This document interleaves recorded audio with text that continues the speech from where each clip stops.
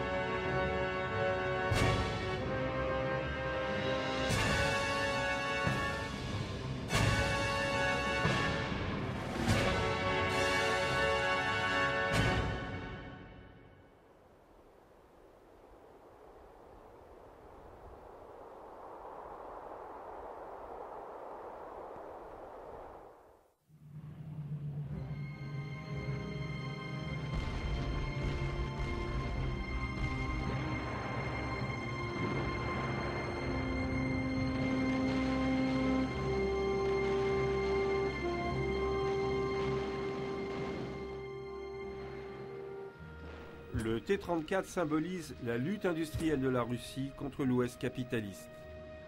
Non seulement le T-34 était le meilleur char en 1941, mais il conserva cette suprématie jusqu'à la fin de la guerre. Il était aussi le symbole d'une armée puissante. En 1945, l'armée rouge était la force la plus efficace pour mener des opérations blindées de grande envergure.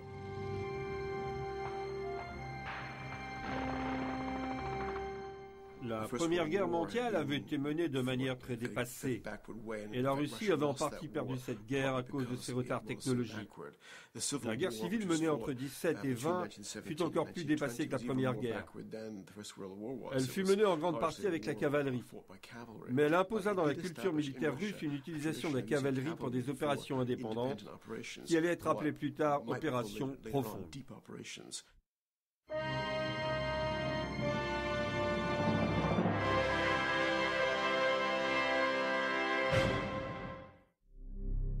La révolution et la guerre civile convainquirent les bolcheviks qu'il leur fallait une armée pour rester au pouvoir. C'est ainsi que naquit en 1918 l'armée rouge. La guerre civile est un élément capital de la création de l'armée rouge. La révolution bolchevique de 1917 fut immédiatement suivie de la guerre civile, qui eut lieu entre 1919 et 1921, alors que la Russie avait à faire front non seulement à l'opposition blanche, mais aussi à l'hostilité des Américains, des Britanniques et des Japonais.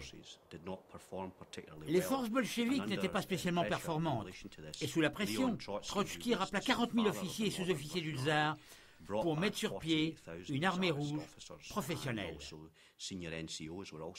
Dans ce sens, la guerre civile a joué un rôle important dans le professionnalisme de l'armée rouge.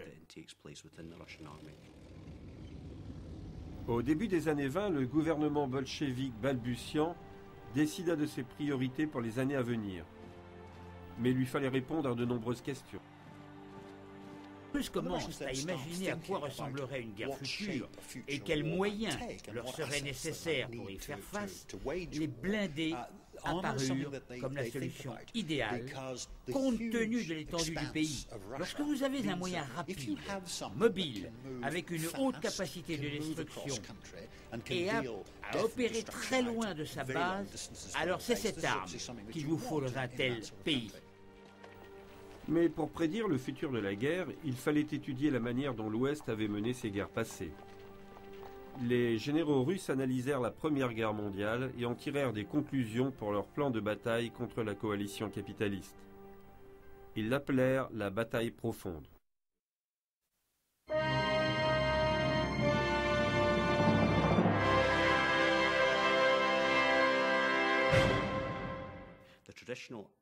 L'offensive russe traditionnelle consistait à avancer sur un large front avec de gros moyens d'infanterie.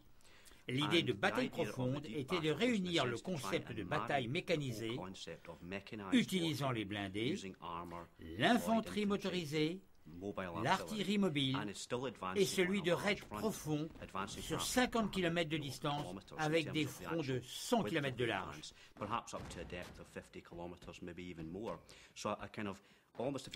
Cela donna une doctrine d'emploi, d'assaut massif, d'infanterie mécanisée à très longue distance.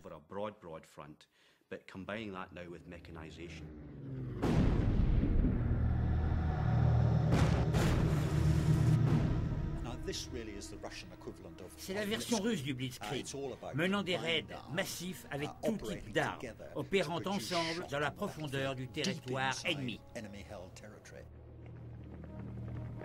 Le seul problème de cette doctrine de la bataille profonde était qu'elle nécessitait un char lourd et rapide et en grande quantité. L'industrie russe n'était pas prête à produire le volume de véhicules et d'armements requis pour faire de la bataille profonde une réalité.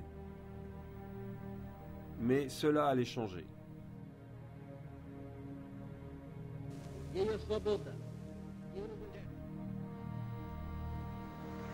En 1927, Staline lança un vaste programme d'industrialisation et de modernisation, le plan quinquennal. Il fit remarquablement ses preuves en permettant de mettre en place une industrie lourde en quelques années, malgré le coût humain exorbitant des délais imposés par Staline. En 1931, un programme de production massive de chars fut lancé. La Russie allait enfin pouvoir faire face à l'Ouest. Au début des années 30, la Russie avait mené une transformation radicale. Déterminé à en finir avec son image de ruralité paysanne, Staline avait lancé à la fin des années 20 un programme d'industrialisation impitoyable et en 1931, il y avait suffisamment d'usines prêtes à produire des chars en masse. Les Russes commencèrent à penser à la manière dont ils allaient mettre en œuvre leur armée mécanisée. Ils étudièrent différents types de chars qui opéreraient en relation étroite avec l'infanterie, qui pourraient aussi bien opérer sur la zone de front que mener des raids loin derrière les lignes ennemies. Les Britanniques avaient la même idée avec leurs chars d'infanterie et leurs chars de combat, les seconds exploitant les percées réalisées par les premiers. Les Russes développèrent alors toute une famille de chars, 4 modèles étant en lice en 1930. Il y avait la Tanquette, un concept britannique. Puis ils achetèrent un char Vickers. Ils avaient un char léger, le T-26, également un Vickers acheté. Et c'est ce char qui allait finalement jouer le rôle de char d'infanterie, tandis que pour les raids longue distance, ils développèrent un char lourd, le BT.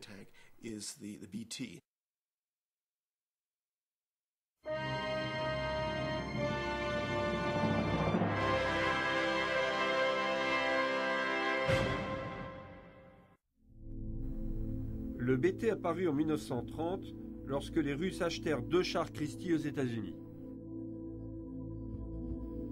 Le BT était vraiment une adaptation russe de la technologie volée aux Occidentaux.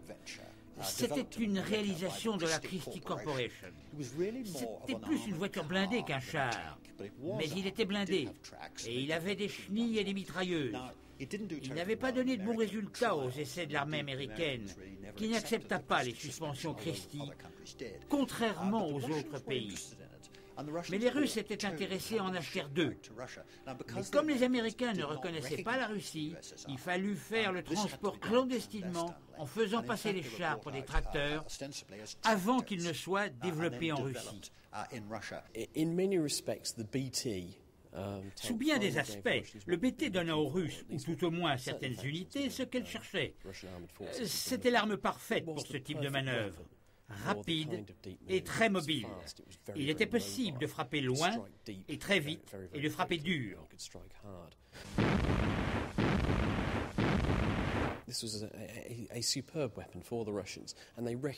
C'était une arme superbe pour les Russes, qui ne s'y trompèrent pas lorsqu'ils découvrirent la conception du Christie. Au lieu de tout recommencer à zéro, comme les Britanniques l'avaient fait, ils en gardèrent les principes fondamentaux pour la série BT qui était en quelque sorte un Christie surblindé et surarmé. Il allait devenir le modèle type pour tous les chars russes à venir.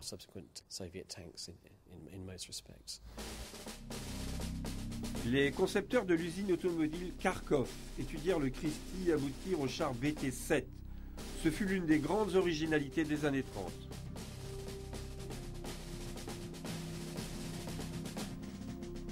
Le BT-7 fut le précurseur du T-34. Avec un équipage de 3 hommes, il était armé d'un canon de 45 mm et de 2 mitrailleuses de 7,62 mm, protégées par 22 mm de blindage. Son moteur V12 de 500 chevaux le propulsait à 73 km/h avec une autonomie de 430 km.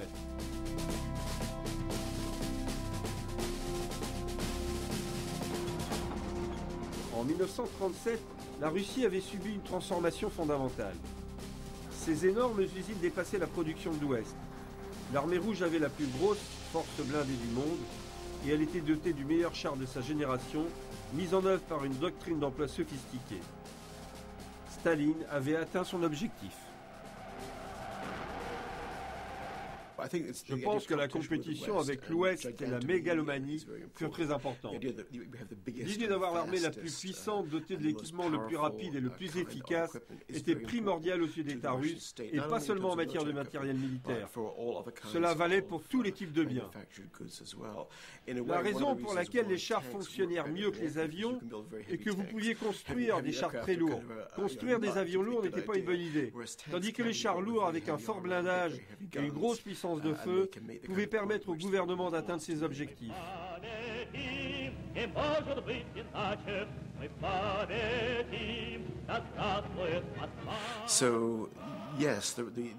Donc oui, je pense que les Russes voulaient construire le char le plus lourd, avec le canon le plus gros et un blindage plus épais que n'importe quel autre char.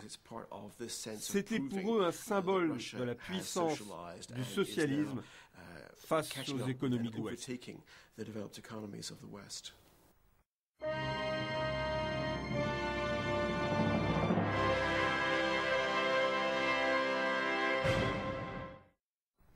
Mais cet avantage stratégique fut détruit lorsque Staline commença à suspecter les hauts gradés de son état-major de projeter un coup d'État. Ne pouvant tolérer ne serait-ce qu'un dissident, sa réponse fut rapide et brutale. Dans ce qui serait appelé plus tard les purges staliniennes, Staline ordonna que tous ceux qu'il suspectait de trahison soient éliminés ou disparaissent. C'est ainsi que 3 des 5 maréchaux de l'Union soviétique disparurent et que 75 des 85 généraux, commandants et autres officiers supérieurs furent éliminés dans les 12 à 18 mois qui suivirent. Plus de la moitié des généraux de division furent assassinés ou envoyés au goulag. En éliminant de si nombreux chefs à tous les échelons, les niveaux d'entraînement et le savoir-faire de l'armée rouge déclinèrent fortement, de même que l'esprit d'initiative. Tout le monde avait peur de faire quelque chose qui contrarie le parti.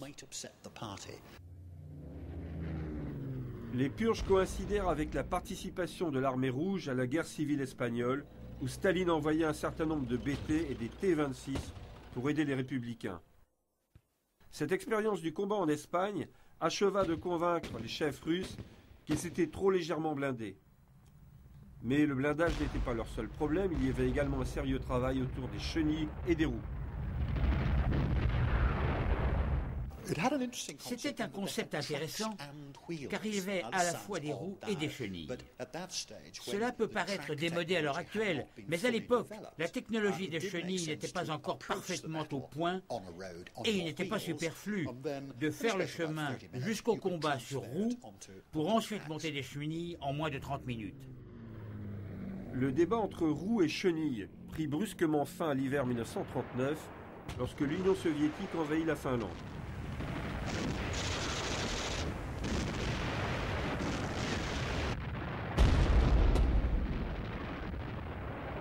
Face à la résistance acharnée des Finnois, il devint évident que les chars de l'époque n'étaient pas assez blindés ou armés.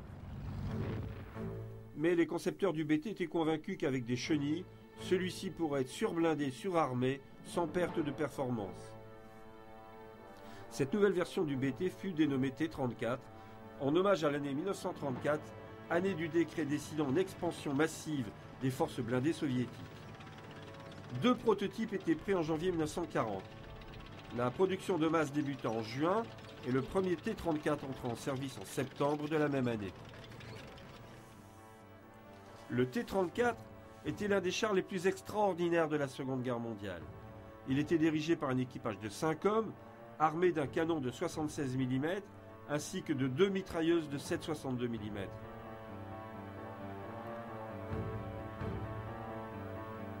Son moteur diesel V2 développait 493 chevaux et le propulsait à une vitesse de 50 km/h avec une autonomie de 300 km. Au moment de son entrée en service, il est certain qu'aucun char au monde ne pouvait se comparer au T-34. Tout le monde était ébahi par la manière dont ce char avait été conçu. Il était tout simplement parfait. Quand on construit un char, on doit obligatoirement faire des compromis. Le poids, la vitesse, le blindage, chacun de ces paramètres interfère avec les autres et le char entier est un compromis de tout cela.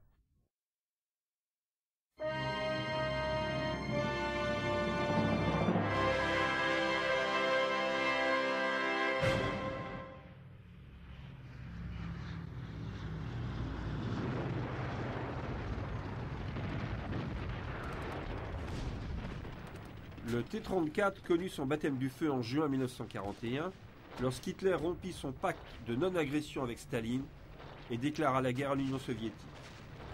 Lors de ce qui eut pour nom de code Opération Barbarossa, 3 millions de soldats allemands franchirent la frontière entre l'Allemagne et la Russie. Cette armée fut divisée en 3 groupes, un groupe nord, un groupe centre et un groupe sud. Le groupe nord devait prendre Leningrad. Le groupe centre devait fondre sur Moscou, tandis que le groupe sud était censé occuper l'Ukraine.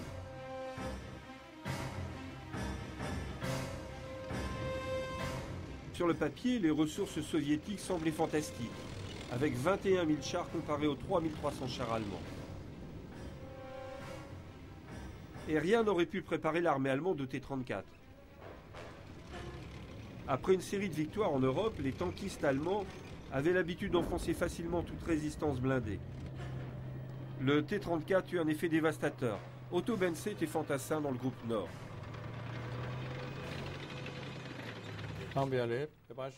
Beaucoup de chars russes furent touchés par nos canons anti-chars, les Panzerabwehrkanone. C'étaient les canons anti-chars en dotation dans l'infanterie. Nous avions des 75 mm à canon long, capables de percer les blindages. Mais vous ne pourriez rien faire contre un tank avec un armement classique, car le tank était bien trop protégé. C'est la raison pour laquelle le T-34 était le meilleur char russe. L'armée allemande découvrit avec horreur que le T-34 était quasiment résistant à tous les obus. La raison était simple, leur blindage était incliné. L'une des forces du T-34 était sa superstructure blindée aux parois inclinées, un concept repris ensuite par toutes les autres armées. Le principe réside dans le fait que cela augmente la protection tout en conservant le même poids. C'était simple, mais les Russes y avaient pensé en premier. Il était doté d'un épais blindage et d'un puissant canon de 76 mm. Lorsque les Allemands le découvrirent sur les champs de bataille, ils surclassaient tout ce qu'ils avaient. Leur 37 mm ne pouvait soutenir la comparaison et leur 50 mm avait déjà des problèmes. Seul le 88 mm pouvait rivaliser avec le 76 mm, mais le char capable de l'emporter était gros et constituait une belle cible. Le 76 mm pouvait l'affronter aux distances de combat dans certains affrontements. La lutte entre le T-34 et le 88 mm était loin d'être évidente et les Allemands durent trouver une solution très rapidement. Atterrés, les équipages des Panzer III et IV se rendirent compte que leurs canons étaient incapables de percer le blindage du T-34. Parfois, il y avait également un 75. Ils l'appelaient le destructeur. Nous étions inférieurs aux Russes pour ce qui concernait les chars. Ils avaient le légendaire T-34, une arme tout à fait différente.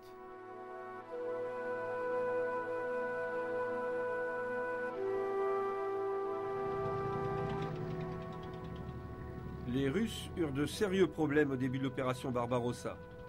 Ils avaient l'excellent T-34, mais en trop petit nombre pour être concentrés dans la bataille.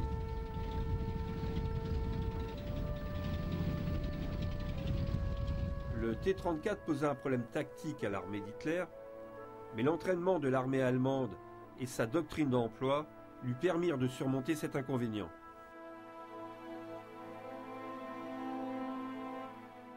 En 1941, les Soviétiques payèrent le prix des purges staliniennes, car les soldats en service dans l'armée rouge manquaient d'entraînement et n'avaient pas l'expérience du terrain. Il était courant qu'un soldat parte au combat avec seulement 1 heure de formation sur un char.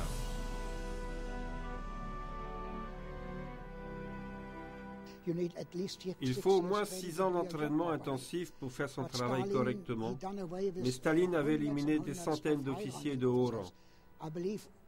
Ces horribles purges staliniennes éliminèrent 35 000 officiers et généraux, jugés sommairement et exécutés, ce qui priva l'armée rouge de ses forces.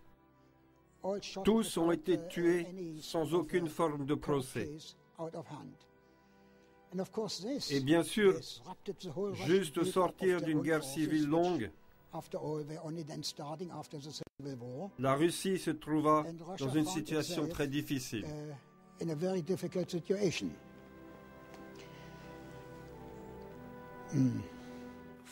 Principalement, il y avait un manque d'entraînement des équipages. Ils avaient été prélevés au sein de l'infanterie et de la cavalerie avec un entraînement sommaire, de même que les officiers subalternes qui apprenaient leur métier sur le tas. Sur les premiers T-34, la visibilité est très limitée, en particulier sur la tourelle, ce qui n'améliorera pas l'efficacité des équipages de chars.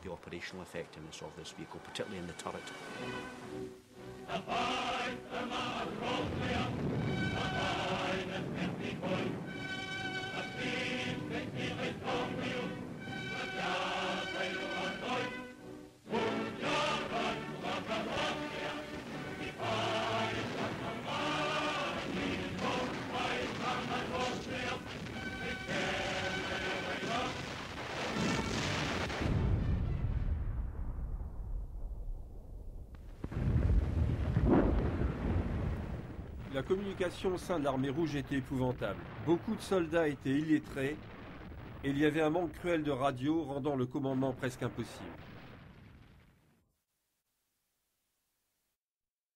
Tous les chars allemands avaient des radios. Tous les chars américains avaient des radios. En 1941, seuls les chars de commandement de l'armée rouge avaient des radios et les chefs de peloton devaient faire des signaux avec un drapeau pour transmettre leurs ordres. Ce qui n'était vraiment pas une bonne idée au milieu d'un combat de chars. Ou alors les chars suivaient simplement le char de tête, ce qui ne permettait pas de réaliser des tactiques complexes.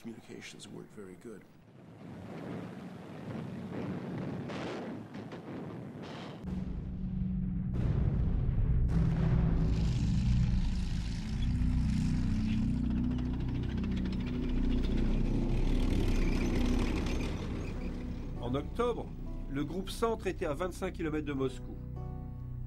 Mais à mesure que le temps se dégradait, les chenilles des chars allemands durent lutter avec la boue et plus tard avec la neige.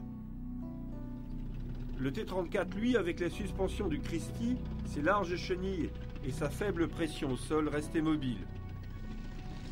Encore une fois, les ingénieurs soviétiques avaient trouvé un concept simple à l'efficacité incontestable.